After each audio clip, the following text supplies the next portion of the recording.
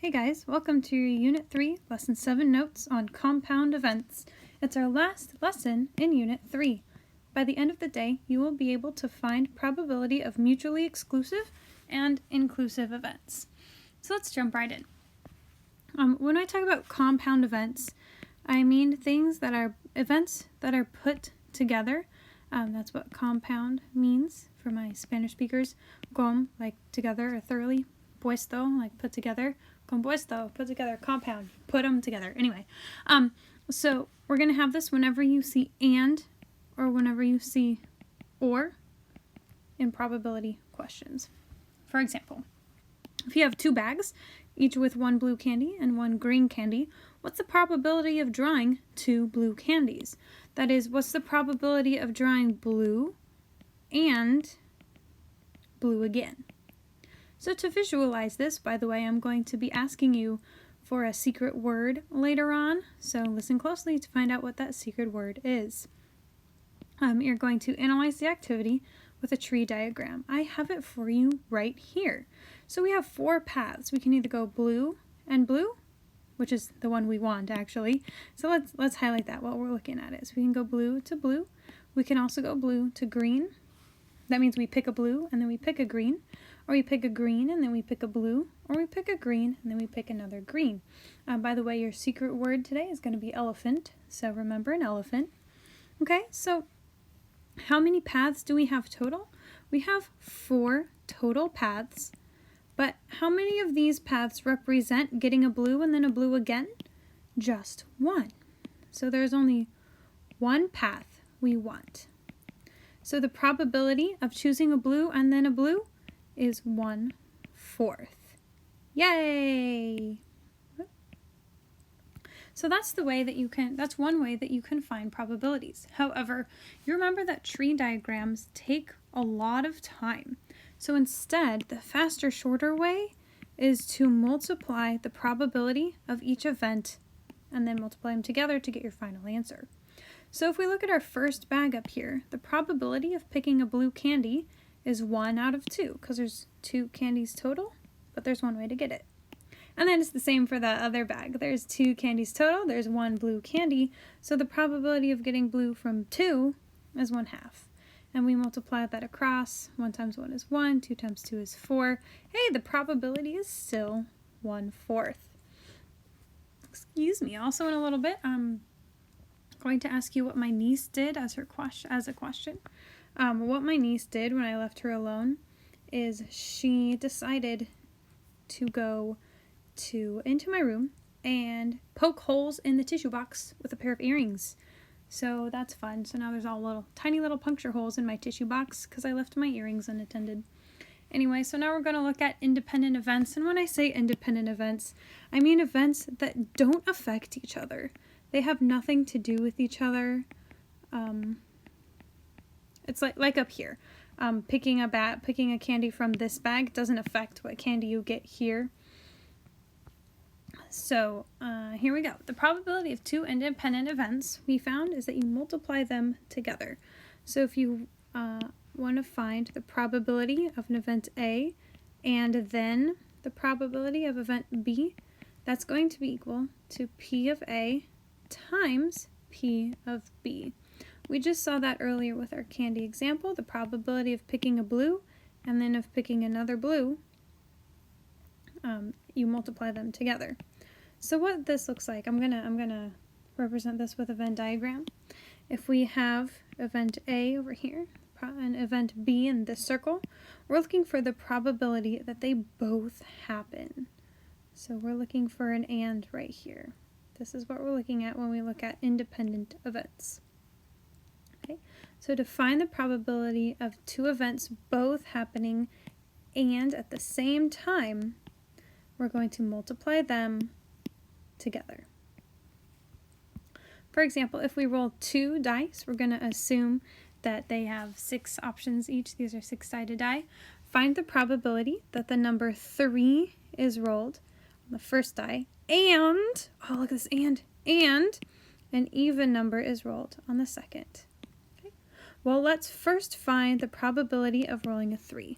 So the probability of rolling a 3 on a 6-sided die, There's only one way to do that. So that's 1/6. And the probability of rolling an even number, we have to look at all the different ways it can happen. To roll an even number, you can roll 1, 2, 3, 4, 5, 6. How many of these 6 options are even? Well, 2, 4, and 6. So that probability is going to be equal to 3/6, which is also equal to 1/2. Now up here we remember that to find the probability of A and B, because that's what we're asking, the probability then of rolling, the probability of rolling a 3 and then an even number, well, that's the probability of rolling a 3 times the probability of rolling an even number. And we saw earlier that the probability of rolling a 3 is 1/6, and the probability of rolling an even number is 1/2. So to find the probability that we do 1 and the next one, that's 1/12, because we multiply across. 1 times 1 is 1, 6 times 2 is 12, 1/12. So we have a 1/12 probability. Excellent. So if you have and, you multiply together. So those are independent events. Our next type of event is a mutually exclusive event. So mutual, you say, oh, the feeling's mutual. That means you both have it. But exclusive, if they're mutually exclusive, there we go, they cannot happen at the same time. So there's going to be no overlap here. When you think mutually exclusive, think no overlap. Okay? So the probability of 2 mutually exclusive events, you're going to add up the probabilities. Now when you see mutually exclusive, you're going to think or. Find the probability of drawing a king from a deck of cards or of drawing an ace from a deck of cards. Well, how many kings are in a standard deck? Well, there are 4 kings in a deck of cards, so that's 4/52. And of drawing an ace, there are 4 aces also in a deck of cards. And Maria said that we are going to add up their probabilities. So we add them up, we end up getting an 8 out of 52, which reduces to 2/13. Fun fact. Now, this should make sense, because if you go through a deck of cards, how many kings are in a deck of cards? Well, there's 4, and how many aces are in a deck of cards? There's 8. So there are 8 out of 52 cards that would make this work. So we have 8/52 probability, which is 2/13. What this looks like if you want to visualize it, if you have, remember, mutually exclusive events,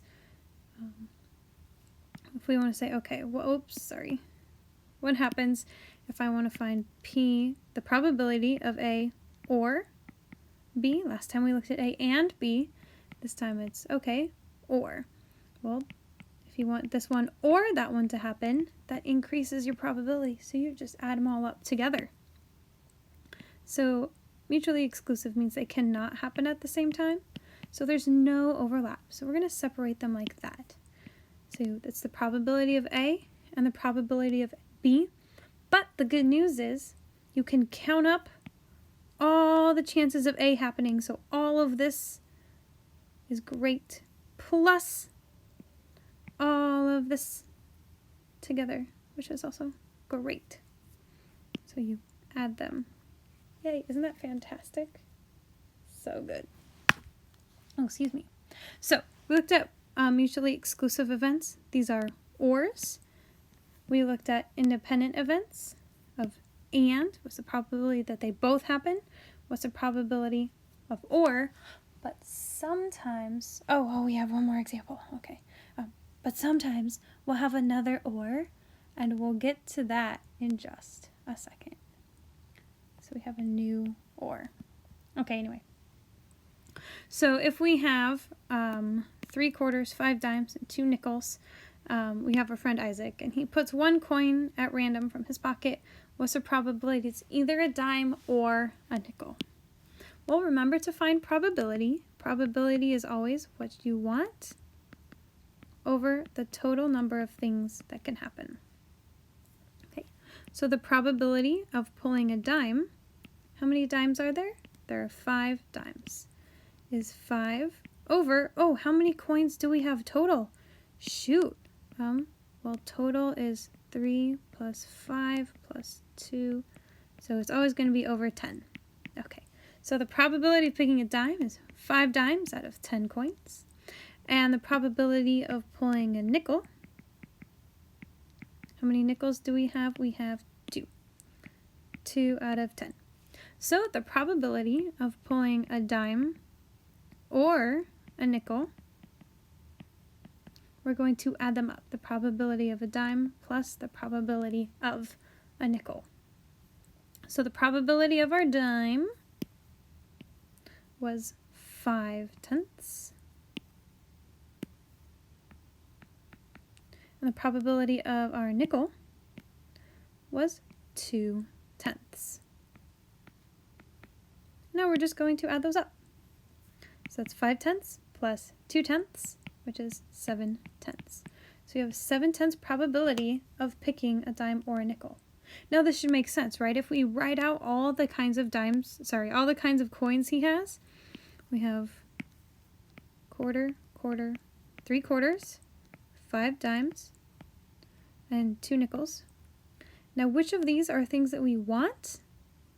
Well, all the dimes work or a nickel works. So that's 7 total things that we want out of 10. So, yay. Let's scoot this up just a little bit. So 7 things that we want out of our total 10 things. 7/10. Okay, so that's when there's no overlap. Sometimes we'll have events that can overlap. If they can occur at the same time, if there is overlap between them, we call those inclusive events. So if we want to find the probability of drawing a king or a club from a standard deck of cards, a standard deck of 52 cards, that means there's no jokers involved.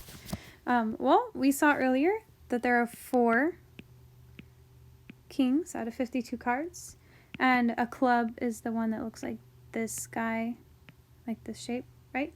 There are 13 of those in a deck of cards, so that would be 13 out of 52. But we're counting somebody twice.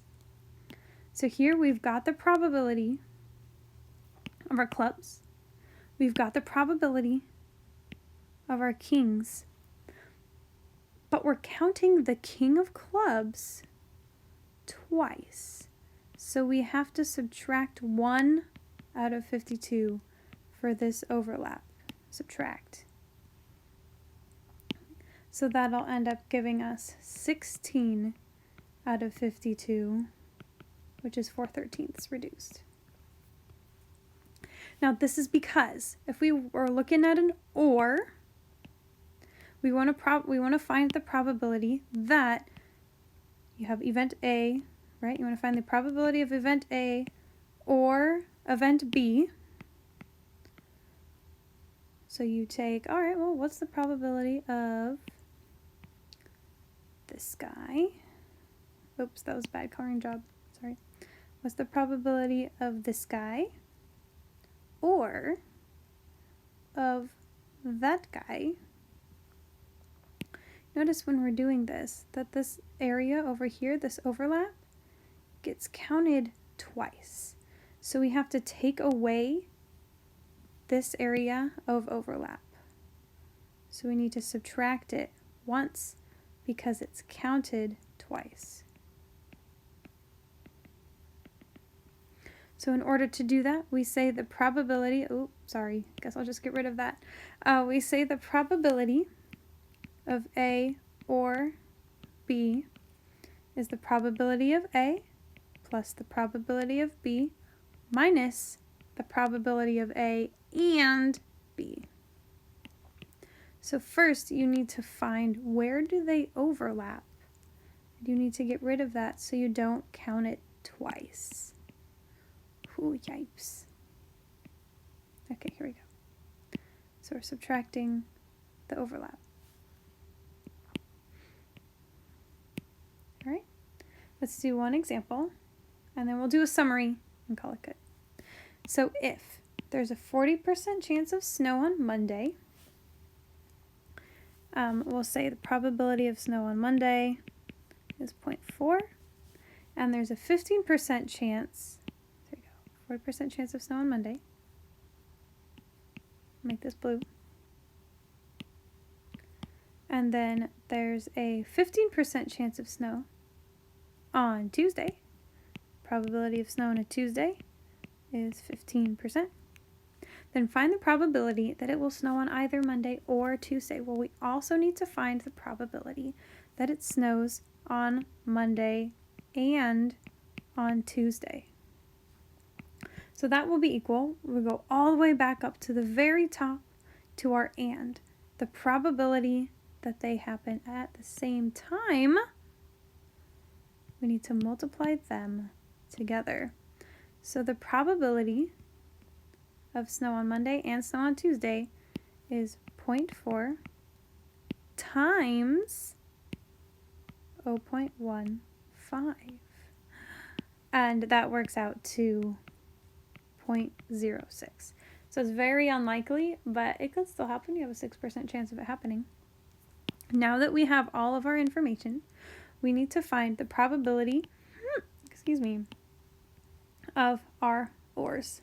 So the probability that happens on Monday or on Tuesday.